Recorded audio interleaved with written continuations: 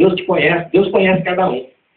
Então veja bem, só que aqui Deus ele viu eu quando eu ainda não existia, quando eu não era nada, quando eu não tinha nenhum osso, eu não tinha nem um tecido, nem um nervo, nem um sangue, não tinha nada. Deus me conhece desde esse tempo. E Deus te conhece da mesma maneira, irmão. Da mesma maneira. E Deus viu você ser formado no ventre da tua mãe. E Deus ele já tem decretado todos os dias da tua vida. Todos os dias da tua vida. Todos os dias está escrito no livro do Senhor. Já está lá escrito. Todos eles. Agora existe um detalhe. Bem pequenininho. Bem pequenininho. Os dias do Senhor teu Deus, sabe como é que ele se cumpre? Se você estiver fazendo a vontade do Senhor Deus. A partir do momento que você tomou a decisão de aceitar Jesus, Salvador e Libertador da tua alma, e estiver fazendo aquilo que Deus tem falado contigo, tocado no teu coração, ou usado um profeta para trazer uma mensagem para ti, uma profecia, você vai estar cumprindo os dias que Deus tem escrito de ti. Agora, se você olhar para o cara aquele e fazer a vontade dele, ir na prostituição, na bebedeira, na droga, né, no roubo, no assassinato, em tudo qualquer coisa que não presta, você está fazendo a vontade de Deus? Será que está? Não está. Você está fazendo a vontade do cara aqui. Então vamos lutar, irmãos, porque os dias estão se encerrando e cada vez que nós olharmos para a palavra santa do Senhor e olharmos pelo que está acontecendo ao redor da terra, nós estamos vendo que a palavra do Senhor está se cumprindo e que a volta de Jesus está cada vez mais próxima. E eu digo mais, irmãos, não tem tanta vaga assim reservada para nós subirmos e vermos a glória do Pai novamente. Não são tantas. A palavra santa do Senhor diz que quando Deus expulsou os demônios lá do céu, aquele povo, esses rebeldes, esses que desobedeceram a Deus, esses que quiseram ser mais que Deus, foi 1/3 Mas se nós olharmos pelas Sagradas Escrituras, as Sagradas Escrituras diz que vai subir só 1/3. Então nós temos que fazer parte dessa 1/3. E essa 1/3 não é tanto assim. Não é muito grande. Nós temos que lutar com unhas e dentes para que nós possamos fazer parte dessa 1/3. Nós temos que lutar muito. E a palavra santa do Senhor diz assim, ó, perseverai até o fim. Perseverai até o fim. O que é perseverar? É estando insistindo. É estando insistindo. É estando insistindo. Hoje insistindo. Amanhã mais insistência ainda. Porque tem alguém que quer tomar teu lugar. Tem alguém que está lutando para isso.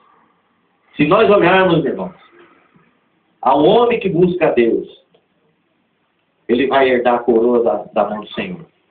Ele vai herdar. Mas aquele que anda com caminho relaxado, aquele que anda fazendo, não se cumprir os dias que Deus tem decretado, esse vai ficar. A palavra diz que o Senhor virá de lá do ocidente ao oriente como um abrir e fechar de olho. É um relâmpago. E nessa passagem ele vai recolher os seus escolhidos. Nessa passagem. Irmãos, eu fui um homem que trabalhei muitos anos para enriquecer. E cheguei a alcançar isso aí. Eu cheguei a ser um homem rico. Eu cheguei a ser um homem que tinha muito capital. Mas Deus, pela sua misericórdia, como Ele necessitava de mim, e como meus dias já estavam escritos no livro dele, Ele me deixou eu nu, igual o Jó. Eu tinha trator de esteira, trator de pneu, eu tinha serraria grande lá em Rondônia, eu tinha caminhão, eu tinha carro pequeno, eu tinha casa boa, eu tinha na conta, na época, 120 milhões. Para vocês terem uma ideia, naquele tempo eu podia chegar na Volkswagen, um Gol custava 11 contos. Eu podia comprar uma frota de Gol. Mas Deus, Ele foi misericordioso comigo. Ele tirou tudo que eu tinha e me largou só com a roupa do corpo. E eu dou graças a Deus por isso. Daquele dia em diante, a minha mulher até hoje vem pagando um preço. A minha mulher endoeceu, começou a passar problema de coração, e eu tinha que começar a vender as coisas boas que eu tinha dentro de casa para comprar remédio para ela. Mas um dia, Deus usou uma mula para falar comigo. Vocês conhecem Balaão? Já viu falar de Balaão? Pastor Paulo já deve ter pregado sobre Balaão aqui, ainda não? Balaão era um homem de Deus, ele era um sacerdote, ele era um profeta, né? Mas Deus usou uma mula para falar com ele. Uma mula, aquele bichinho que tem 4 pés. Ele andava em cima, batido no pobrezinho do animal. E Deus usou a mula para falar com ele. E comigo foi igual, irmão. Só que Deus usou uma mula. Essa foi a minha situação. Comecei a vestir e caçar porque os amigos davam. Mas um dia, de manhã cedo, eu liguei a televisão, antes de ir para o serviço, eu liguei a televisão assim, fui aberto em cima da mesa e comecei a ler o Salmo 118. O pastor Paulo morava comigo naquela época. Ele sempre morou comigo, né? Vocês podem não acreditar, mas a minha vida mudou. E mudou. E mudou mesmo. Me ocorreu na cabeça de eu começar a fazer pão para vender no posto de gasolina e ele ia com a bicicleta que eu juntei do ferro velho, sabe? O quadro, a roda aqui, uma roda lá, e fiz uma bicicleta e ele ia entregar no posto e vender para os motoristas. E tudo que fazia, vendia. Tudo que fazia, vendia. Um dia ele foi vender pão na frente de uma academia de taekwondo. Esse cabra aí, ó. Academia de taekwondo. O professor começou a comprar pão. E o professor era o pastor Oswaldo, um grande homem de Deus. Foi o dia que... Foi quando Deus veio e entrou dentro da minha casa e fez morada até hoje. E vai continuar fazendo morada. Irmãos, o primeiro dia, e isso depois que de tanta mulher buzinar na minha cabeça para ir na igreja, e eu não ia, teimoso. Um dia ela falou para ela, vamos para a igreja? Eu falei, vamos. Vamos para a igreja. Aí fomos para a igreja, na época as coisas já estavam mudando já estavam mudando. A gente já estava vendendo bastante pão, e eu já tinha negociado uma casa que eu tinha, que eu ia apanhar fogo, que eu não conseguia vender, tinha trocado a troco de uma moto, uma CBX na época quase nova. Aí fui para a igreja, eu, a mulher e a minha filha mais nova. Nós fomos 3 na moto. De lá da onde eu morava, dava uns 2 quilômetros da volta. Uns 2 quilômetros, tinha 3 quebra-mola para passar. Nós andamos uma avenida, depois subia para cima uns 2 quarteirão, era a igreja. Nós fomos na igreja e eu achei muito bonito. O pastor tocava, cantava. Foi bonito, gostei.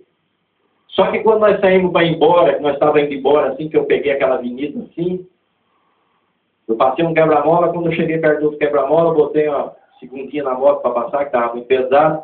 A mulher vinha vindo assim, ó, bem na beiradinha do meio-fio, assim, andando de lá para cá e eu ia daqui para lá. Quando a moto chegou bem perto dela, ela caiu deitada e atravessada na frente da moto, eu passei por cima. Aí era uma avenida, a Kombi, já parou uma Kombi, põe uma moto, essa mulher dentro da Kombi, e a minha mulher embarcou junto e foi para o hospital. Eu coloquei a corrente na moto, mandei a minha menina ir embora para casa, faltava pouco para chegar em casa. Eu fui na casa do pastor Oswaldinho e falei para ele, pastor, passei por cima de uma mulher ali. E foi grave o negócio. Aí ele falou assim, eu não tenho carteira de moto. A minha carteira é de caminhão, não é de moto. Ele falou, não, você fica aqui que eu vou lá no hospital. Ele chegou lá no hospital e estava conversando com a minha mulher, o que foi que aconteceu, como que aconteceu, como que é. O médico sai lá dentro e falou assim, ó, eu lamento muito, mas não posso fazer mais nada por aquela mulher ali. Aí ele falou assim, o senhor dá licença que eu vou fazer uma oração por aquela vida ali. Faça o que você quiser. E a enfermeira estava juntando os aparelhos do médico assim, ele chegou, Satanás, você está reprimido em nome de Jesus. Sai desse corpo, sai dessa vida. E a mulher sentou na mesa ali. A enfermeira saiu correndo, gritando. E o médico voltou para trás e consultar a mulher. Meu amigo, eu nunca mais saí da igreja, porque eu vi que existe uma coisa muito mais forte do que nós podemos imaginar. E foi ver a mulher era uma desviada. O médico consultou ela, a receita ficou em 12 contos naquele tempo, e Deus abençoou que eu ainda tinha esse dinheiro, comprou a receita e eu comecei a ir para a igreja, nunca mais saí da igreja, e Deus tem feito grandes obras na minha vida. Grande, toda a minha família, eu posso dar graças a Deus que toda a minha família serve a Deus. Todo mundo está na obra, trabalhando. E Deus tem me escolhido para ser uma coluna da obra dele, por intermédio de profecia. E é isso que eu estou fazendo, irmão. E tem uma, irmão, eu não vivo da obra, eu vivo para a obra. Eu trabalho de empregado das 6 horas da manhã até às 6, eu chego em casa às 6h30, e ainda vou cuidar da igreja, vou limpar a igreja, passo pano na igreja, limpo os bancos, estou fazendo a obra do Senhor. E eu creio que tudo que está escrito nesse versículo aqui, ó, que meus dias estão decretados, é isso que eu estou fazendo. É isso que eu estou fazendo. Estou fazendo se cumprir os meus dias que Deus tem decretado. Irmãos, se você